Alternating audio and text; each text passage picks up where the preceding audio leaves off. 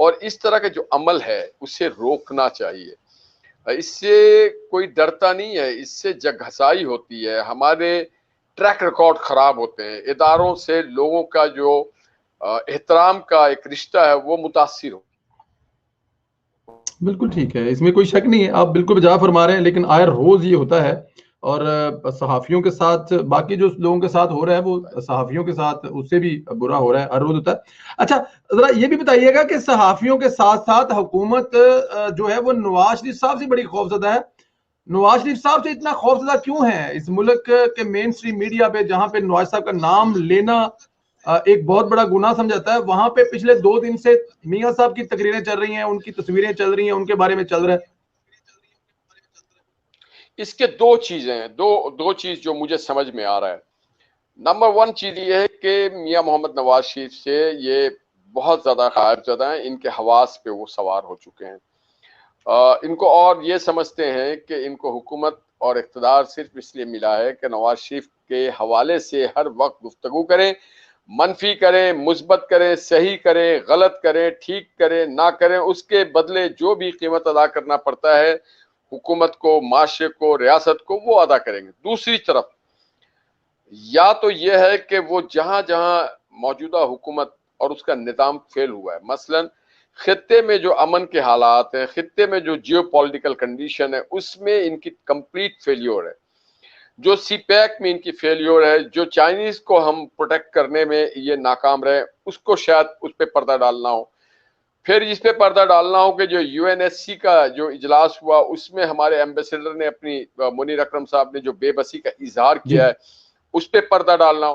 شاید امپورٹڈ جو ہمارے این ایس اے ہیں ان کی ناکام خارجہ اور داخلہ اور ان کی ناکامی, شاید اس پہ پردہ ڈالنا. اور اس سے ناکامی سے بھی بڑھ کے ایک جو چیز ہے, ان کے بچکانہ بیان جو وہ کسی اور ملک کے صدور کے حوالے سے اور اپنے ملک کے حوالے سے دے, تو اس پہ شاید پردہ ڈالنا ہو. شاید پاکستان کے خارجہ وزیر خارجہ اور وزارت خارجہ کی جو حالات زار ہے اس پہ پردہ ڈالنا ہو. شاید اس لیے وہ شرمندگی ہو رہی ہو کہ آٹا, چینی, خوردنوش, دال, گھی, دودھ, دوائیاں, یہ سب لوگوں کے قیمت خرید سے باہر ہو گئی ہو. شاید اس لیے شرمندگی ہو رہی ہو کہ آپ کی پرنٹ اخبارات میں روزانہ اس بات کا چرچا ہوتا ہے کہ ڈالر کہاں پہ پہنچ رہا ہے, سونا کہاں پہ پہنچ رہا ہے. شاید اس بات کا بھی ان کو خوف ہو کہ لوگ سوال کریں گے اور یہ صحافی جواب ان کے آواز بنیں گے, یہ وی لاگرز اس کی آواز بنیں گے کہ جناب 3 سال میں آپ نے کتنا قرضہ لیا اور کس مرد میں خرچ کیا اور کتنے اینٹ لگائے. تو یہ بہت ساری وجوہات ہیں جس کی وجہ سے یہ ایک ہی ڈھول پیٹ رہے ہیں, نواز شریف. اچھا مجھے اس بات کا مجھے تو بہت اطمینان ہے اور مجھے بڑی تسکین ہوتا ہے کہ جناب چلیں یہ نواز شریف کا بار بار ذکر کرتے ہیں, اس سے پتہ چل جاتا ہے کہ ان کے پاس اپنے منشور میں کچھ بھی نہیں ہے, ان کو بتانے کے لیے کچھ نہیں ہے, ان کو کرنے کے لیے کچھ نہیں ہے, ان کو دکھانے کے لیے کچھ نہیں ہے. تو ان کے پاس صرف ایک ہی چیز ہے, one and only Nawaz Sharif. بالکل ٹھیک ہے. اچھا آپ قریب سمجھے جاتے ہیں, لندن میں کیا نیوز ہے, کیا خبر ہے؟ میاں نواز شریف کا ویزا کینسل کر دیا پاکستانی ٹی وی پر بتایا جا رہا ہے, یا کوئی ٹیکنیکل ریزن کی وجہ سے کچھ ایسی کوئی خبر ہے؟ آپ ذرا بتائیں گے. دیکھیں جی, میاں نواز شریف کے کیس کو 2 حصوں میں آپ سمجھے. جی ایک حصہ ہے کہ ان کے پاس جو ان کا ویزا ہے وہ 10 سال کی مدت کا رہا ہے, اور دوسرا وہ گئے علاج کے لیے. تو جو ویزا اس طرح ہوتا ہے تو اس میں آپ کو آفٹر ایوری 6 منتھ کوئی آؤٹ کرنا 1 پڑتا دن ہے. کے لیے یا چند گھنٹے کے لیے بارڈر, یو کے بارڈر سے باہر جانا پڑتا ہے اور پھر واپس آ جاتے ہیں. تو آپ 10 سال تک یہ کر سکتے ہیں. میاں صاحب غالباً کہیں نہیں گئے یو کے سے, اپنے علاج ہی وہیں پہ وہ ایک کنٹینیوٹی کے ساتھ رہے.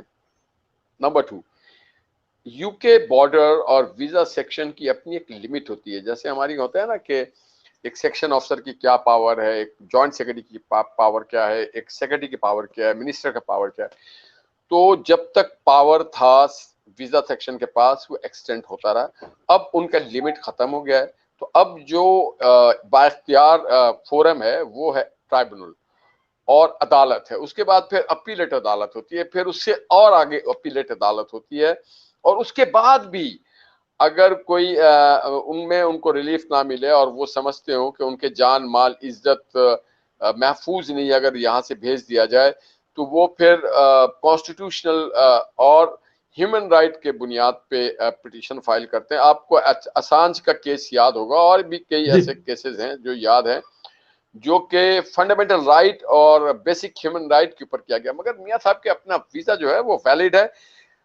जो दियारे गैर में जो गैरों ने जो उनको सहूलत दी वो तो उनके पास महफूज है, मगर जो उनका शनाख्त है कि पाकिस्तानी पासपोर्ट, इनको चाहिए था कि 3 टाइम प्राइम मिनिस्टर है, अगर उनका पासपोर्ट एक्सपायर कर गया था तो इनको चाहिए था कि वो जाके उनको वो पासपोर्ट दे देते कि जनाबे वाला ये आपका पासपोर्ट एक्सपायर कर गया है, it is up to you कि आप कहीं भी जाना चाहें जाएं, यहाँ रहना चाहें।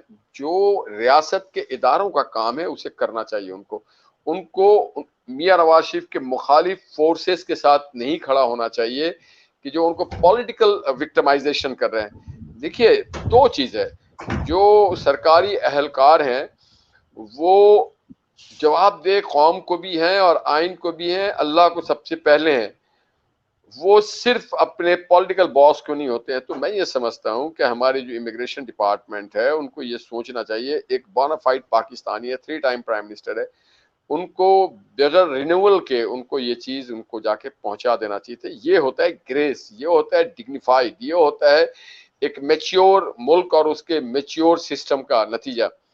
मगर हमारे यहाँ तो जैसे एक अजीब सा भेड़ चाल है कि अगर इमरान खान साहब के वो नापसंदीदा हैं तो सब उसको अज खुद ही नापसंदीदा कर देते हैं। तो ये नहीं होना चाहिए, क्योंकि जो आज आप बोएंगे कल आपने वही काटना है। बिल्कुल ठीक है। हुकूमत मियां साहब का जो पासपोर्ट है उसको रिन्यू क्यों नहीं कर रही, उसकी वजह क्या है? कहीं एक डर ये भी तो नहीं है कि जब मियां साहब का पासपोर्ट वैलिड हो गए तो कहीं वो टिकट कटाकर वापस ही ना आ जाए और फिर यहाँ पे आकर इस हुकूमत को बर्दाश्त करना पड़ेगा? यकीनन ये एक खौफ है, ये इस तरह के मशवरे दिए जाते होंगे कि देखो अगर वो आ गए तो फिर हमारे पास कोई चूरन बेचने को नहीं रह जाएगा। फिर हमसे लोग पूछेंगे जो तुमने 70 साल में कर्जा लिया वो तो नजर आता है पाकिस्तान में तरक्याती काम, सड़कें, बिजली घर, एयरपोर्ट्स, अस्पताल, बिल्डिंग्स, इंटेलेक्चुअल डेवलपमेंट, इंडस्ट्री